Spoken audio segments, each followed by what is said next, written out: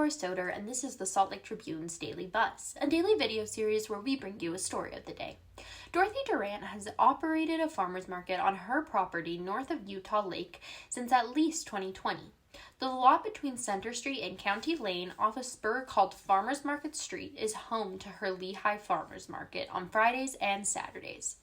It has also been a recreational vehicle park, a petting zoo, and a launch site for hot air balloon and helicopter rides, with food trucks, tractor rides, and firework shows.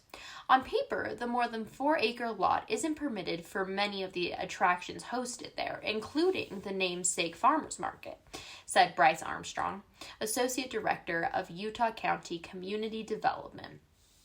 County officials have tried for years to bring the property in an unincorporated part of the county into compliance with zoning and land use ordinances, sending at least 2 notices to comply between 2020 and 2023. Durrant's neighbors have submitted dozens of complaints in recent months. They say she is not obeying county laws and that they have safety concerns.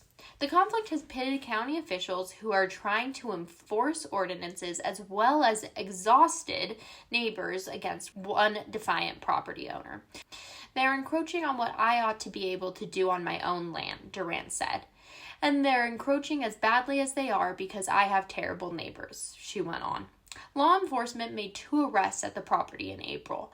Market operator Larry Jarvis, who is Durrant's husband, was arrested and later charged with failure to register as a sex offender, which is a 3rd-degree felony. Prior to his arrest, he wore an Elmo costume to entertain children at the market and gave them tractor rides on the property, according to a news release from the Utah County Sheriff's Office. Jarvis has since updated his registry, a spokesperson with the Sheriff's Office said as of May 16th.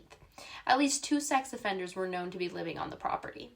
Later that month, a 33-year-old man staying in a couple's RV on the property was arrested on suspicion of attempted murder. Mason Wright was later charged with aggravated assault after police said he drunkenly fired a BB gun at a man and a woman and threatened the woman with a knife, according to charging documents. The county's enforcement efforts culminated on May 11th when prosecutors charged Durrant with 15 misdemeanors for alleged land use ordinance and zoning violations.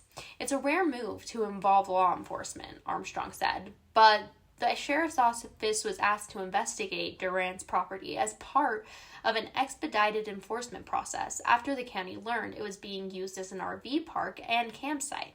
Typically, he said, land use ordinance enforcement can be time-consuming. Durrant may face jail time if convicted, but Utah County Sheriff's Office spokesperson Sergeant Spencer Cannon said it's unlikely for such minor offenses. It's more likely that she will be fined, even once the case is adjudicated, he said. There's no promise that neighbors' concerns will be quelled. He noted Wednesday that Durrant has made some progress, but we believe that she hasn't made as much progress as she could have and should have at this point. County records show that Durrant hasn't paid taxes on the property since 2020. Armstrong declined to say if Durrant has paid the fines she had accrued for failure to comply with land use ordinances.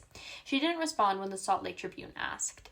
Neighbors said they saw people dump sewage from the RVs onto the ground or saw people urinating on the fence line separating Durrant's lot from adjacent properties, which are valued at between $740,000 and more than $1 million, records show.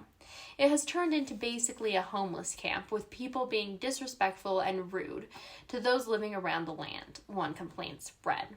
So we want to know what you think. What should be done about Durrant's Farmers Market? Let us know by either leaving your thoughts in a comment below or tweeting us at SLTrib.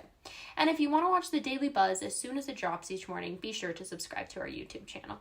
Thanks so much for watching. We really appreciate it.